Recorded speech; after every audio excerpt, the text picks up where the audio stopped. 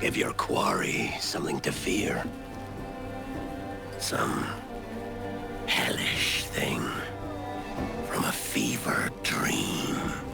And men will drop to their knees, pleading for their lord before all else. Oh god. It looks fine. Of course. When Ubisoft first announced the Assassin's Creed Black Flag Resynced remake, I'll be completely honest with you, my expectations were realistic. After years of seeing lazy remasters, texture packs disguised as definitive editions, half-baked content updates and so on, I figured we'd get a pretty coat of paint on one of the best Assassin's Creed games in the series. Maybe a few quality of life tweaks and that'll be it really. And of course, it is Ubisoft. Ubisoft hasn't been able to do anything right for the better part of a decade. But man, I have to say, they've done a pretty good job. In fact, the whole remaster might have exceeded my expectations, on some parts. Of course, there are still a lot of negative aspects about this, but I'll get into that all shortly. Ubisoft Singapore went all in and rebuilt the entire game from the ground up on the latest version of the Anvil engine. And the result? A pirate fantasy that genuinely feels like a brand new current gen game in 2026. I've tried titles like Windrose while I was waiting for this game, and man, I have to say, nothing, I mean nothing beats the sense of freedom and adventure that Assassin's Creed Black Flag gives. But let's address the elephant in the room right away. This remake makes Bethesda's recent Oblivion remake look downright embarrassing in comparison. While Oblivion still feels like a 2006 game wearing a fresh coat of paint that doesn't even run properly by the way, the remake was so bad in fact that they seem to have completely done a rug pull and refused to patch it. I've done a video on this earlier by the way, calling it abandonware, I'll link it here. Black Flag Resynced however actually evolves the experience in meaningful ways. It's added better combat, modern movement, seamless world design. The visuals are just absolutely stunning. We also got a whole lot of new content as well. Today I want to dive into every single aspect of Black Flag Resynced. By everything I mean everything, and I want to show you the things that I liked and some of the things that are still very lacking. Hoist your sails and let's proceed with Godspeed. I want to start off going over the visuals and graphics here first. This was rebuilt on their new Anvil engine, which is the same one that Assassin's Creed Shadow runs on. And I have to say, it looks absolutely incredible.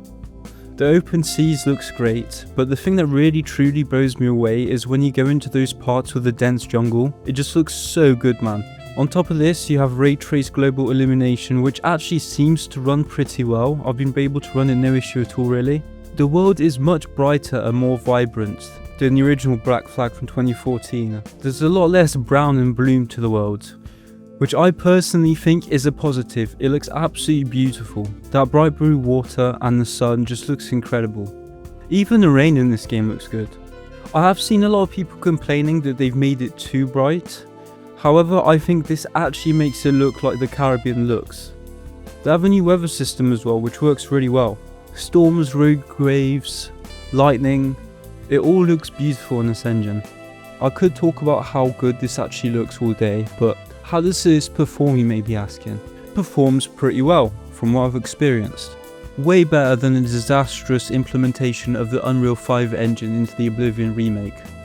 The only issue I've had performance wise is of course, there is a bug where if you set your DLSS to quality and a few of the other settings, it will essentially cap the cutscenes to 30 FPS, which is a bug, and they have actually sent out a PSA recognizing that this is an issue which will be fixed. But it is a little annoying as I want to play it now, and 30 FPS cutscenes just look really weird when cutting from 100 in the gameplay to 30 on the cutscenes. It's a bit odd. The world of course is completely seamless, no loading screens or anything. The entire Caribbean is now continuous and streamed play space. You can dive underwater literally anywhere, and the swimming and underwater exploration is vastly improved. What I liked a lot was the introduction of the hideout at Great Inagua. You have progressive visual and function improvements which you can invest in, allowing you to build your home in the Caribbean. What about the combat? The combat is different from the original. I played the original in 2022, so I still have a very vivid memory of how that used to play. Instead of just holding a counter button to counter like the original Assassin's Creed, you now have parry system and also a dodge as well. Sort of similar like Souls games, but a bit more fluid. Now the reception on this was slightly mixed from what I've seen. However, what I must say after completing the original, there's so much side content that just holding counter and pressing X to attack gets a little repetitive. So I think it's really nice to have this changed up combat, as it's no longer as repetitive. Stealth has also been significantly overhauled. You can now crouch anywhere and also hide in shadows, which wasn't a thing in the original. You could only really do that in bushes. Diving anywhere, like I mentioned earlier, of course allows you for a lot of underwater stealth approaches, which were not possible in the original. From what I've experienced, it's just allowed for a lot more different play types, instead of just forcing you to 2 or 3 different linear approaches. The parkour has been modernized and is a lot more fluid. It just feels like a big improvement on the original Black Flag parkour, but nothing too crazy. For the naval combat and sailing, the core feel has been preserved very well, but meaningfully expanded. There are now alternative secondary fire modes for each weapon, such as shrapnel barrels instead of normal barrels, heated shots instead of normal shots. You also have a ram dash ability as well, which is very satisfying, just being able to ram yourself into the side of a ship at full speed, so good. You do also get 3 new officers for the Jackdaw. You have Padre, Lucy Baldwin, Tobias Deadman Smith. These 3 all offer unique quests and ship abilities or perks. You do have to do some quests to unlock these at first, and to be honest with you, my one complaint is that the Lucy Baldwin quest was a little bit cringe and I wasn't really the biggest fan of it. The writing just felt very modern Ubisoft, if you know what I mean. This is my one complaint here, I think. The swivel guns have changed a bit as well. Instead of holding shift and the gun automatically locks on, you now can freely aim them, which is good. There was also a lot of new content and story additions, around 6 hours of it. I did talk about the naval officer quests. Some of these quests felt a bit lackluster. You have expanded quest lines for Blackbeard and Steed, which I did not get into yet. The thing that I did try is the Animus Rifts, which explore Edward's psyche and alternative paths. This is essentially their replacement for the modern day Abstergo sections, which they decided to remove as it completely killed the flow of the original game. It essentially allows you to explore the what ifs of the story, the alternative timelines, and I thought, to be fair, these were genuinely pretty cool. For completing this, you get rewards in the form of currency, and this currency can trade in for visual stuff, which looks similar to a battle pass, but you don't actually have to pay for it, which I don't really mind. It gives extra stuff, and the content does seem to reset every 3 to 4 days, adding a new sense of replayability, which I can't complain about.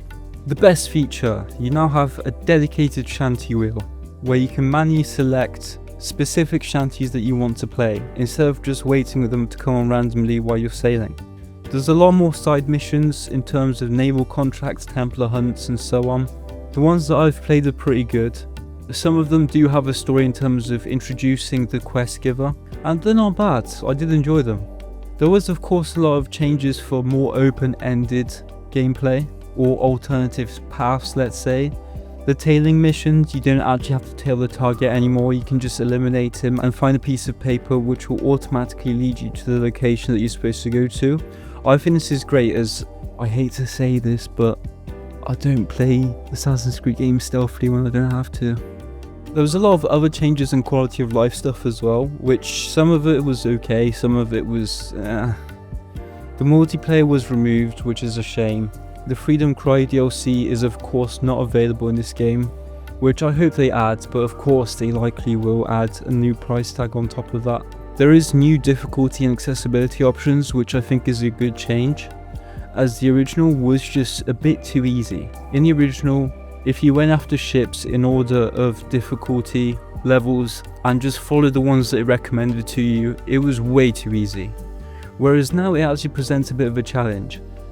This mixed in with the new combat on the foot and the new naval combat genuinely feels really nice. They did add a lot of cosmetics, which is, yeah, let's talk about this. Armor is now purely cosmetic, it doesn't really affect anything. And they did also add a whole £85 worth of cosmetics onto the Steam thing. However, I did not receive any ads or even know that this was a thing until you go onto the actual Steam page, which is a plus, I guess. But these are stupid, and if you bought these, what's wrong with you, mate? But there are some pretty cool cosmetics which are collected in chests scattered around the world.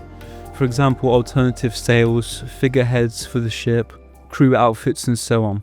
But overall, the Assassin's Creed Black Flag Resynced Remake is one of the most successful and satisfying remakes that I've played of recent. It respects the original spirit while delivering meaningful upgrades across every single aspect of the game. The combat system is refined, allowing for more intuitive gameplay. And the new content, while some of it is a bit some of it, on the other hand, is actually pretty solid and I did like it. The remake just successfully captures the pure joy of being a pirate in the Caribbean, while fixing many of the original's rough edges. Overall, if you love the original, I think this is the definitive version. If you've never played it, this is easily the best way to experience one of the greatest pirate fantasies in gaming. It's not absolutely perfect, but it definitely feels like it's a heartfelt and high quality remake that sets a strong standard going forward, especially after the letdown that was Bethesda's Oblivion Remake. Thank you for watching, I hope you enjoyed this video. If you could leave a like, subscribe, I'll appreciate it a lot, and I'll see you in the next one.